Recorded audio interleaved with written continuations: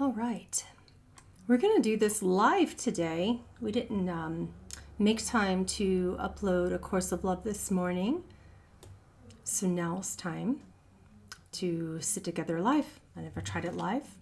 Mostly I just upload it alone. Thought I'd give it a shot. All right, for those of you who don't know me, I'm Pamela Aaralyn. I am a mystic who channels Christ conscious beings and a spiritual teacher of a lot of different practices and yeah. Okay, so in this series we are channeling A Course of Love, and we're stopping to listen for Jesus's comments, and I just channel them through and teach from his perspective about the Course or any concepts therein. All right? Okay. We are on, for those of you following along with the Course, we are on 3.13, and it says, "You have not given up the idea that you are in control of what you learn, nor have you accepted that you can learn in a way that you have not learned before. Thus we move from head to heart to take advantage of your concepts of the heart, concepts much more in line with learning that is not of this world." 3.14 says, "These words of love do not enter your body through your eyes and take up residence in your brain, there to be distilled into a language that you can understand. As you read, be aware your heart, for this is where this learning enters and will stay. Your heart is now your eyes and ears." He stops us here and he says, I have given this loving directive throughout time. Many philosophies, religions, practices, many concepts have attempted to incorporate it, and they begin with the filter of the mind. All right. He says, I have often said, for those who have ears, they will listen. For those who have ears to listen, are not listening with the ears, nor from the brain, but from the heart. I have often stated, seeing through the eyes of God means that you no longer know. The brain no longer judges what is, what isn't. There are no more polarity constructs that block, tarnish, and hinder your realization of the love that you are. When you see as God, you can see all of the circumstances, actions, results, effects of the world, and all of the results, actions, circumstances, and effects of the constructs and conditions of pain that control the world. And yet, when you see through the eyes of love, you see the innocence of the heart of God in the being. Because this you see, the judging of that action, result, circumstances would simply not arise. And let us perceive deeper meaning with what I'm saying to you today. When I say the judgment does not arise, in your mind you could be thinking, okay, but I don't judge the world. What I mean is not strictly that the avoidance of a negative judgment would occur. There is no avoidance. You can recognize that the beings that you are and the beings in your world are innocent, and that their actions are simultaneously not. I stated that many actions are not. I have not once stated that thoughts and actions are innocent, only that the essence of a being is love. When you can hear me from your heart in this truth, you begin to see all actions, loving or not, innocent or not, in their effects that surround you. All actions are simply from a person's fear of love or a person's addiction to fear of love. You begin to see that, and thereby the concept of forgiveness will arise. You can forgive an innocent being because you are not judging them for the pain of their actions. Or perhaps the concept of forgiveness would not even arise. Why? Because the being itself is love. And you choose to see that. You choose to recognize that worthiness is true and that no one can be judged positively or negatively for actions, because circumstances only exist for the right for your reaction. The world exists for you to hold the Christed consciousness of will and to react. A circumstance is created simply as a reflection, not of something that's broken, but of something that is always, has always been, and will always be whole and perfect. And that something is you. That something is the essence of innocence. It didn't have to earn it. Grace earns nothing, because grace simply is. Therefore, actions cannot demonstrate worth. Even the concept of worth is not true in divine reality. God's love is what you are. Therefore, it cannot be earned. The path to God cannot be far, because you are the path, the God, the human pretending that it isn't, and even beyond your own concept of what you are calling God.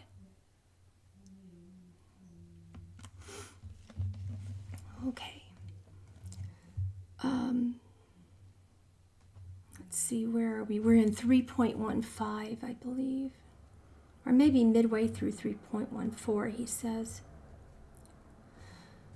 Your mind can remain within your concept of the brain, for we bypass it now and send it no information to process, no data for it to compute. The only change in thinking you are asked to make is to realize that you do not need it. 3.15 says, what this will mean to you goes far beyond the learning of this course. One such concept, given up and not replaced, will free you beyond your deepest imaginings and free your sisters and brothers as well. Once one such concept is felt, others follow quickly. But none is more entrenched than this one, the one we begin today to let fall away. He stops us here and says, the concept that you cannot learn anything new, or old for that matter, because you are the love that already is. It cannot be known because knowledge is a mind concept. It cannot be heard because ears are tools of mind. It can be realized, awakened through the heart. This is the concept of which we speak. Moving on to 3.6, it says, you who have been unable to separate mind from body, brain from head, and intelligence from knowledge, take heart. We give up trying. We simply learn in a new way. In our learning, realize that our light shines from within our heart, our altar to God. Here the Christ in us abides, and here we concentrate our energies and our learning, soon to learn that what we would know cannot be computed in the databanks of an overworked and overtrusted brain, a mind we cannot separate from where we believe it to be. He said, I mean in this instruction that you should feel relieved to give up trying to know something during this course. And I mean that you can give this fear of needing to know and give it to me, place it on the altar, and I will take the pain, the burden of knowing from you. The mind will say, well, that means I'm going to be dumb. Intellect has its purpose. Once the heart is the master of it and it is the heart's servant. They work well together in that way, and the brain will still think much as the heart still pumps blood. But the heart we talk about today is the stillness of energy that flows, similar to the way that the heart beats within the body. The heart of Divine Mother pulses throughout the vibration of creation that you are. And nothing, no one, no fear can take that from you. Nothing, no one body or mind, no fear can teach this to you either. Because the brain itself creates fear as the teacher, this is why love cannot be learned, you see. Let's move on to, where are we now?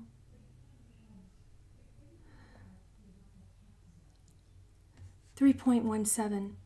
Our hearts, in contrast, go out to the world, to the suffering, to the weak of body and mind. Our hearts are not so easily contained within the casing of our flesh and bone. Our hearts take wing with joy and break with sadness. Not so the brain that keeps on registering it all, a silent observer, soon to tell you that the feelings of your heart were foolish indeed.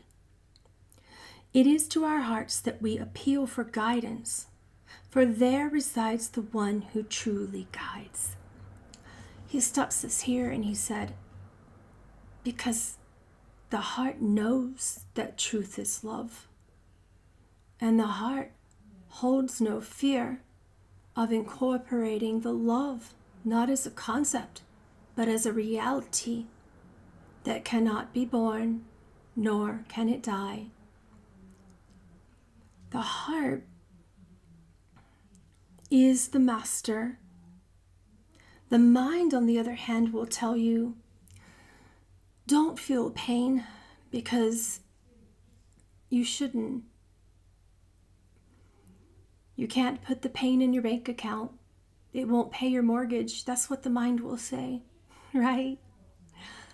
That is because the mind has incorporated fear as a necessity for survival.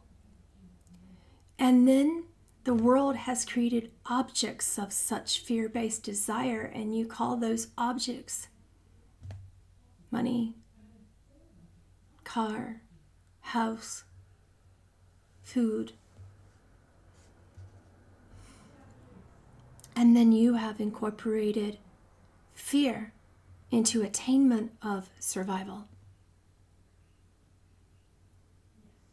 Therefore, you will say, I do not have time to feel the suffering that the heart has offered, nor the joy that the heart has offered, nor the love, the contentment, the peace, the pure appreciation and gratitude that the heart has offered. Why? Because the mind is in the background saying, you don't have time to be still enough to hear the heart. If you stop, you'll die. If you stop, there will be no way to survive. If you stop, something won't get done. The mind will also say, if you feel what the heart has to offer, that feeling will become who you are. And what if that feeling isn't good? What if the feeling is grief? What if the feeling is jealousy? What if the feeling is wrath? Yet, those feelings are also temporal. They are also of the body and senses. They are born of fear, and fear is the illusion that is appearing to the mind as real. You have labeled it similar to the way that a prisoner would give power to the warden of the prison. You believe that the warden is fear and that it holds the keys to your freedom. True.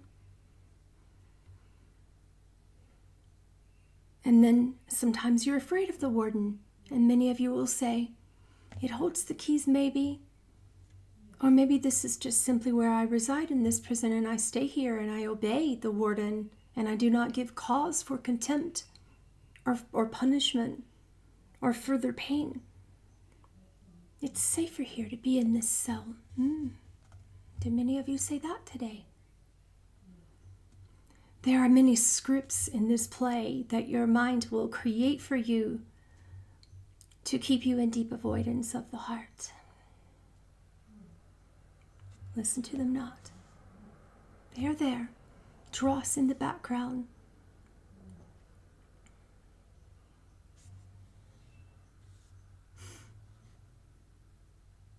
Um, 3.18, we'll read this, and this will be the last one today. It says, you who think this idea is rife with sentiment, sure to lead you to abandoning logic, and thereafter certainly to cause your ruin, I say to you again, take heart. Such foolishness as your heart's desires will save you now. Remember, it is your heart that yearns for home, your heart that yearns for love remembered, your heart that leads the way, should you follow, will set you certainly on the path for home.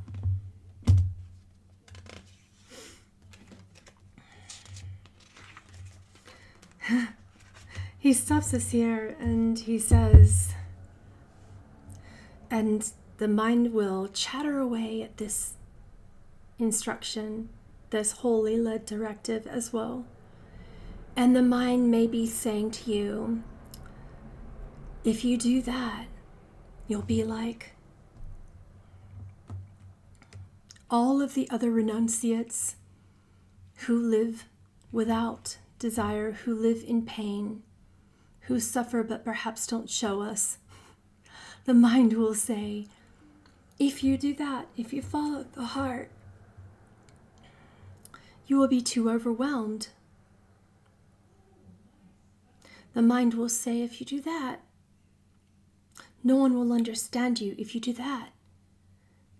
And if you follow that path, it is so unlike the fear of the world that you will experience further disconnection. You will lose friends, you will lose family, you will lose your job. The mind will say, if you do that, if you follow the heart, you will not be understood. You will lose friends. You will be speaking a language that no one comprehends, and therefore you will only experience frustration.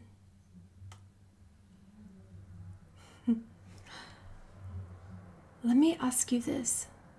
If this were true, why do you still yearn for God so deeply? If it were true that you could have your ways of the false world and the ways of the heart and be happy, then why are you sad?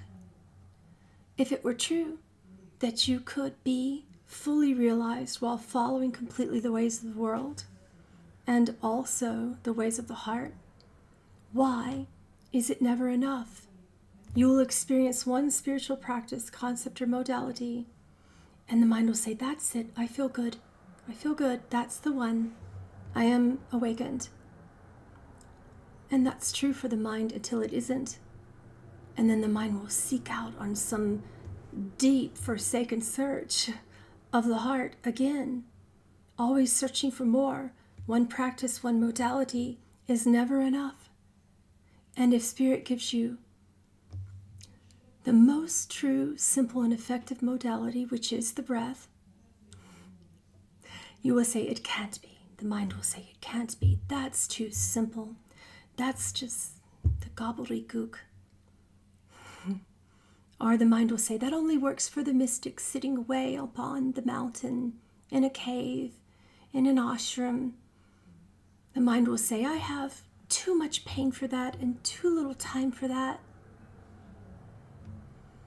We recognize the difference in the days that I walked your lands and in the modern time of your now.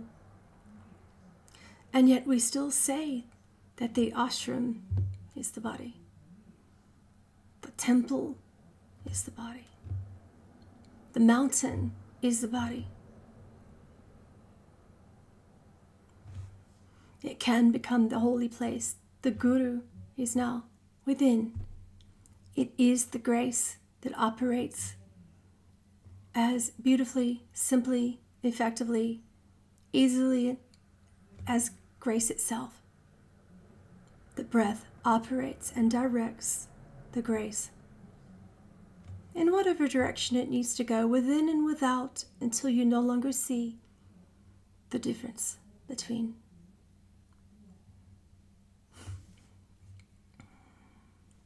All right, guys, thank you so much for being here with me today in this practice. I apologize that it was so late in the day.